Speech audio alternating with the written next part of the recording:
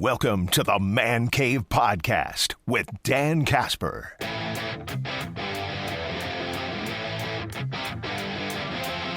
We got some playoffs to talk about when it comes to the NFL, as the regular season is officially in the books. The playoff schedule, if you missed it, it begins Saturday, 3:30. The Rams visiting the Panthers. Packers taking on the Bears Saturday night at 7 o'clock. Sunday at noon will be Bills taking on the Jaguars. 3:30, 49ers taking on the Eagles. Sunday nights will be Chargers, Patriots, and then Monday night it will be Texans taking on the Steelers. Looking at this Packers-Bears matchup, it is the third time in this long, storied rivalry that the Packers and the Bears will face each other in the postseason. Obviously, a lot of us right now remember 2010, the NFC Championship game. That's the one that is on probably everybody's mind or remembers the most. The other one, you got to go back to 1941. December 14th, 1941, when the Bears defeated the Packers 33-14 at Wrigley Field. So it was a long stretch between that 2010 NFC Championship game and that 1941 game. The Bears would go on to win the NFL Championship that year. So, but add it more to this historic rivalry, and especially given how this season has gone between these two teams, it's sure shaping up to be maybe kind of a spicy matchup. And I'll be honest with you, okay? So I know last week I said, I don't want to get into the whole, I'd rather play this team. You play who you play, and I'm still that mindset. You play who you play. I don't want to get caught up in that. But I got to admit, yesterday, I started to teeter towards one side. And I know it's careful what you wish for, but I fell into it. I'll admit it, I fell into it. I if I had to pick one that I'd rather have the Packers play, it was probably the Bears. And I hate playing division teams in the postseason. I hate it. I absolutely hate it. Because as the fan side of it all, I don't want to have to deal with a loss against a division team in the postseason. I don't want to. But it kind of went a little bit towards that way. I was like, okay, I think I'd rather play the Bears. And I still hate saying that. I still hate having that phrase come out of my mouth. Like, I hate saying I'd rather play so-and-so, because it is kind of careful what you wish for, okay? But from a matchup standpoint, I just feel like Green Bay matches up a little bit better going up against Chicago than maybe what they would have going up against Philadelphia on the road and Philly. Just a little bit. And I was looking at some of the numbers, and I know Green Bay and Philly, I mean, they're very similar in a lot of statistical categories and such. But I don't know. It's just maybe I've got like Derrick Henry, flashbacks and such. I'm like, I don't want Saquon all of a sudden to do that against Green Bay or something like that. But I know it's careful what you wish for. And I really don't want to, a week from today on Monday, have to talk about the Bears ending the Packers season, but I got to admit it. I got to get off my chest after last week saying I'm not going to get into that. I kind of got into that yesterday, and this is what we got. I mean, I was watching both games on the TVs yesterday. I had two TVs up and was watching them, kind of keeping tabs on everything, and here we go. This is what we got. Round 3. And it's going to be talked about all week long, this matchup. The coaches, the players, they're going to be ask questions about it. Obviously, you got the little bit of here we go. I mean, Ben Johnson, the whole introductory press conference beating Matt LaFleur. No, first year he's got a playoff game. It's a huge game. It's not just because it's the playoffs, but I mean, kind of, where the Bears want to be, the high expectations of Green Bay and such. I mean, this is a little bit more of a big, high magnitude game, even though it is the postseason.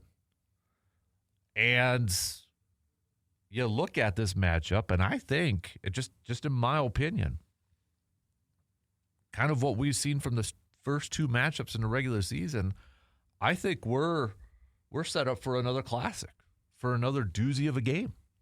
And I want to kind of take this week to really dive into one, and there's going to be a ton of them, but just in my opinion, the top 5 keys to victory, biggest keys to victory for the Packers over the Bears. And I want to kind of take one per day and kind of do a little bit of a deep dive on these. And I think the one that I want to lead off with is, for the Packers, a key to victory for the Packers in this game, you got to score touchdowns in this thing. And when you get into the red zone, you got to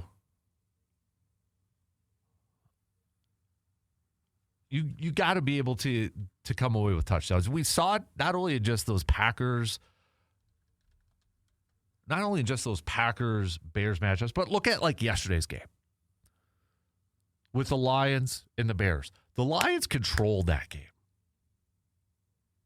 The Lions controlled that thing, but they were settling for field goals. They couldn't punch it in.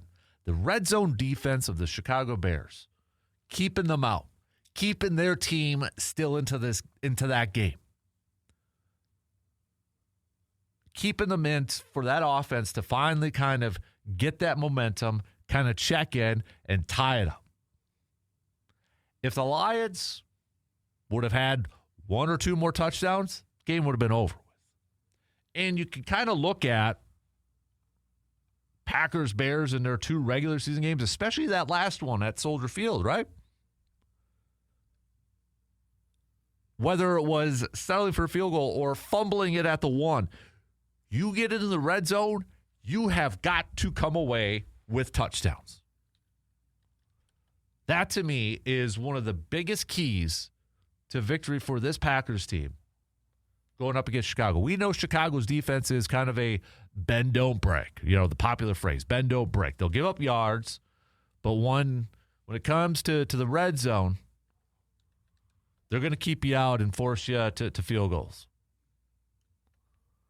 Well, Green Bay has to figure out their red zone, and they have to be able to punch it in for touchdowns. And right now, when you look at the trend, and I know yesterday's game is kind of makes it look a little bit worse, but I mean the last 3 in terms of red zone percentages in scoring touchdowns only, 12.5% for Green Bay. On the season, 57.63, middle of the pack.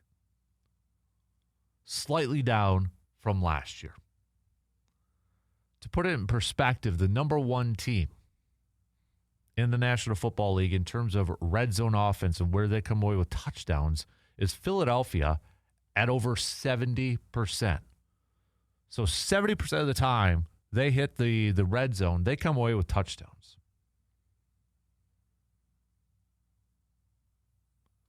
Green Bay has to get in that end zone and not settle for field goal attempts. I mean, that to me is going to be such a huge factor in determining this.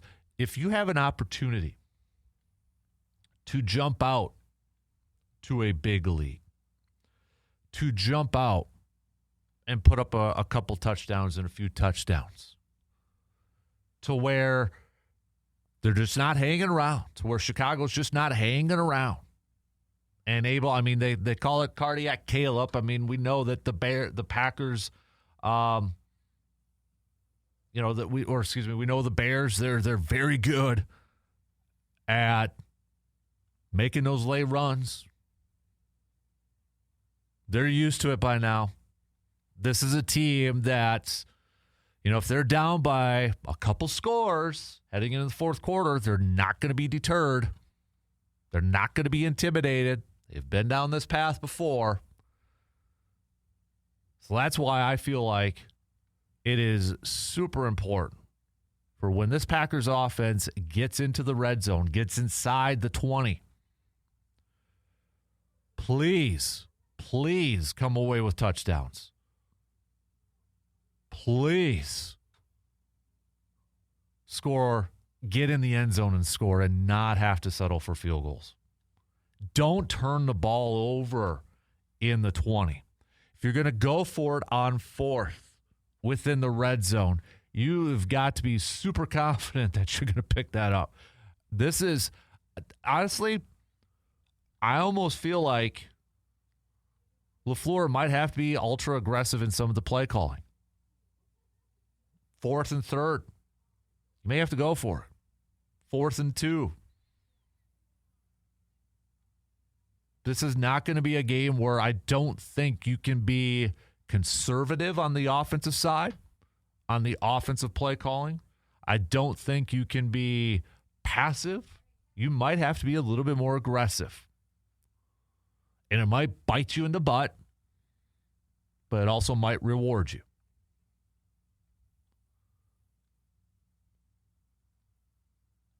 But you got the going back to the main part in this whole thing, you have got to be able to score touchdowns in the red zone and not settling for field goals. You look at yesterday's game, you look at the two games between the Packers and the Bears already this season. It just tells you right there. You have to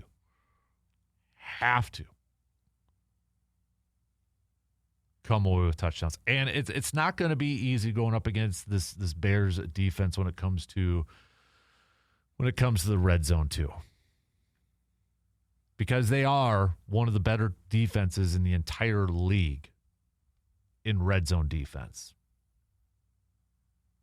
So it's going to be tough. It's going to be tough. So with this Packers-Bears matchup that we're going to be previewing all week long for the postseason, not only did I want to kind of deep dive into one key to victory for the Pack leading into this game, I also kind of wanted to highlight what I think, in my opinion, are 5 of the biggest, and there's been a lot of them, but 5 of the more memorable or biggest Packers-Bears matchups late in the season, postseason, because these two teams have only met twice. This will be the third time, but they've only met twice in the postseason. So we don't have a whole lot out of the 200-plus matchups, games that these two teams have played. You're only talking about 2 playoff or postseason games. So obviously there's been a lot of really memorable regular season games. I mean, you could go to 2018 week 1. Rodgers, leaves the game, comes back, leads them to that come from behind. You've got, obviously a lot of Favre ones and such. But I kind of wanted to focus on games that, late in the season or had playoff implications and kind of highlight some of those games. So kind of looking at December late in the season, right? So with that, there's been a lot of good honorable mentions we could throw in there if you expand it to the regular season. But, and again, this is just the list based off of my opinion, okay? My opinion here. But I got to go to number 5, the game that we saw just a few weeks ago.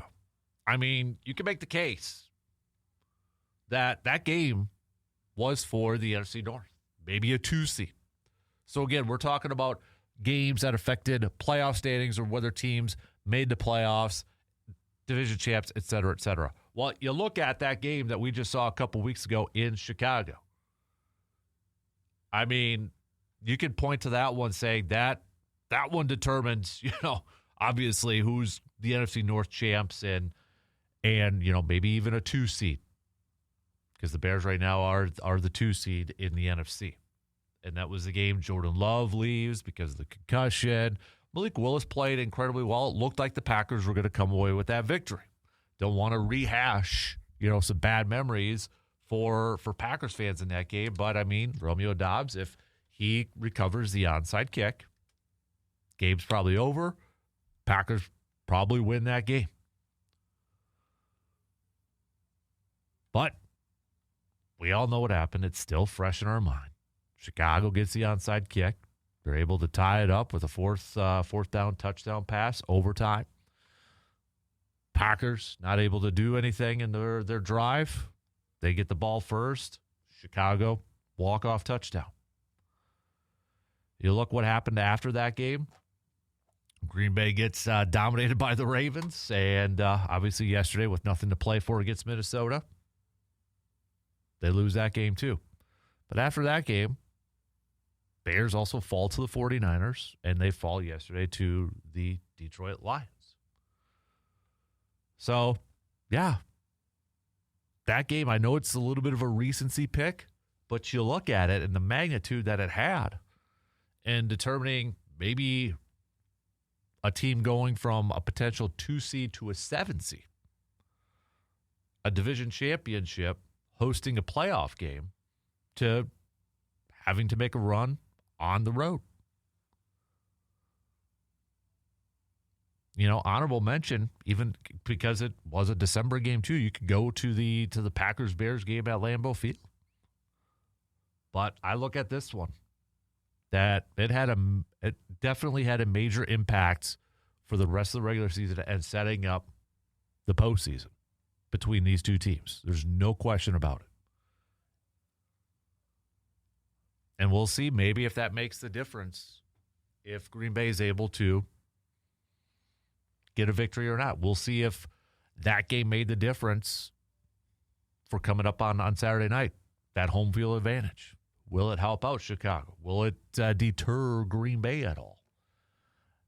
I mean, that's the one thing I guess Jordan Love has going for him as a playoff quarterback, is that he's made all of his starts on the road, so he's kind of used to it. Dallas, San Francisco, Philly last year, now Chicago, so kind of used to it at this point.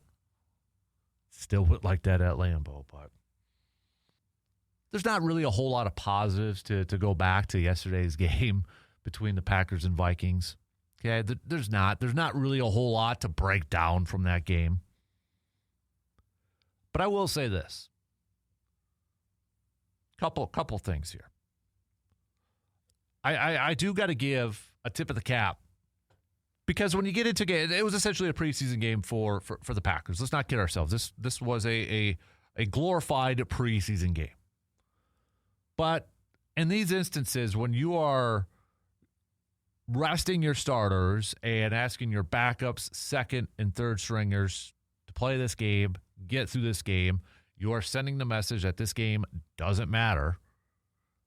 I want to see these backups, these second stringers, these third stringers take the game seriously and take this opportunity seriously. And I thought there were a few players that really kind of jumped out and did exactly what they were supposed to do, taking advantage of their opportunities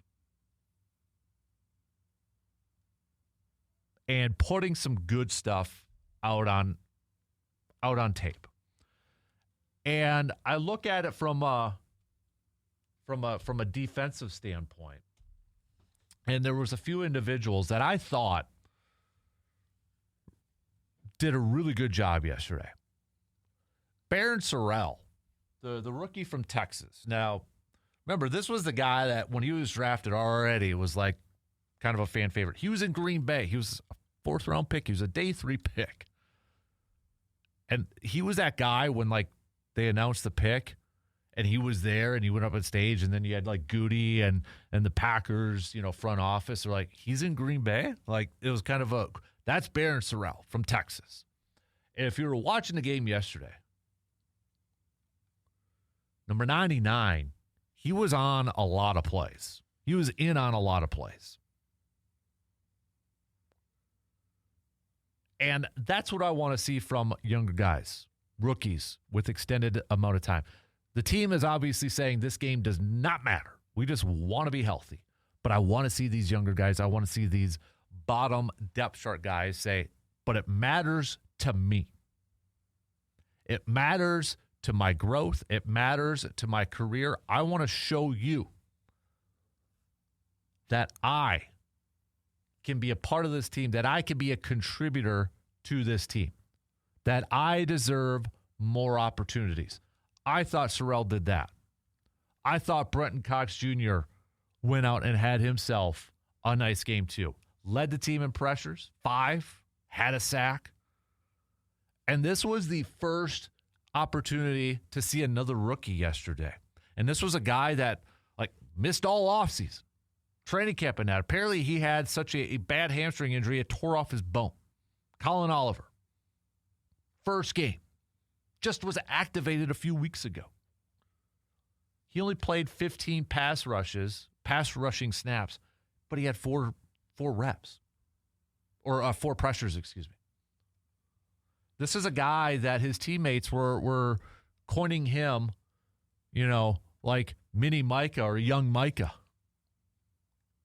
And you had Micah Parsons yesterday, too, on social media, on Twitter.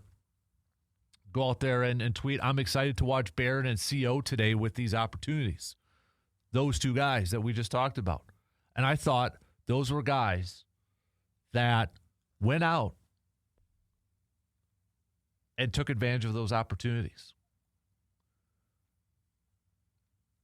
Jordan Morgan getting some reps at left tackle. Packers getting a sense of, is this going to be our future left tackle? Just getting a little bit of a sample size. From Next Gen Stats, Jordan Morgan was not charged with a pressure. I'd like to see if that's confirmed in all that, because I know Turner had a couple sacks and such, but was that more on the quarterback, broken play in that? But, Jordan Morgan, looking at guys like that, it's like, okay, if this is going to be our future left tackle, go out there and prove it. Go out there and showcase it. Jacob Monk, I thought performed well at center, looked maybe a little bit more comfortable at center than maybe like a Sean Ryan. Sean Ryan's played well, but Jacob Monk, more of a natural center. That's what I wanted to see in games like this. Guys taking advantage of opportunities and showcasing, hey, maybe not for the postseason here, but remember me for next year. And if my number is called in the postseason, I'm ready. And overall, coming off of that game against the Ravens defensively, going up against a Vikings team that, on the offensive side, had a lot of their starters still. JJ was in there trying to get his 1,000. McCarthy was in there for a little bit before re-aggravating his hand injury and that. I thought the Packers defense were playing a lot of second, third on the depth chart guys. Played their butts off. I thought they played their butts off. And it was closer.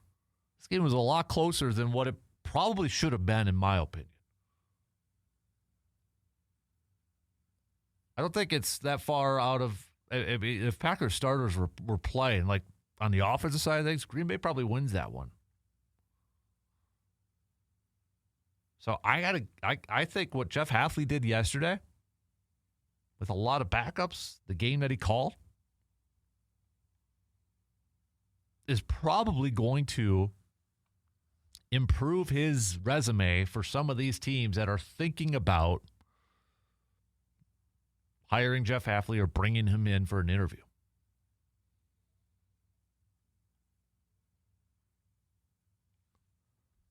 All right, we got to take a quick break.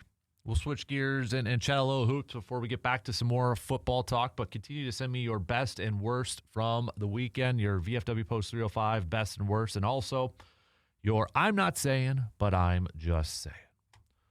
We'll take a quick break and be back in just a few minutes.